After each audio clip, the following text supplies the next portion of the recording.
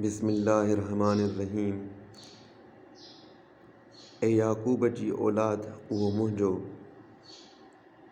गुण यादि करियो जेको मूं तव्हां ते कयो ऐं मुंहिंजो अंजाम पाढ़ियो त आउं बि अव्हांजो अंजाम पाढ़ियां। ऐं रुॻो मूंखां डपु रखो ऐं ए बनी इसराईलो जेको अव्हां वटि आहे याने तौरेत, तंहिंखे सचो कंदड़ जेको क़ुरान मुहम्मद सल्लल्लाहु अलैहि वालिहि वसल्लम ते लाथुमि, तंहिंखे मञियो ऐं उन जा पहिरियां मुनकर न थियो ऐं मुंहिंजे आयतुनि खे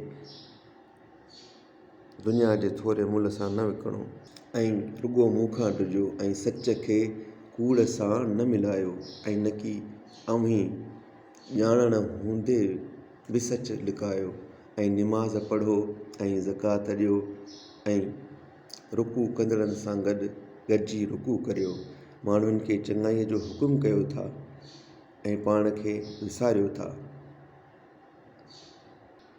हिन हूंदे बि जो तव्हीं किताब पढ़ो था, पोइ छो नथा सम्झो ऐं सब्र ऐं निमाज़ सां मदद वठो ऐं उन्हनि आज़ी कंदड़नि खां सवाइ ॿियनि खे ज़रूरु ॾुखी लॻंदी आहे।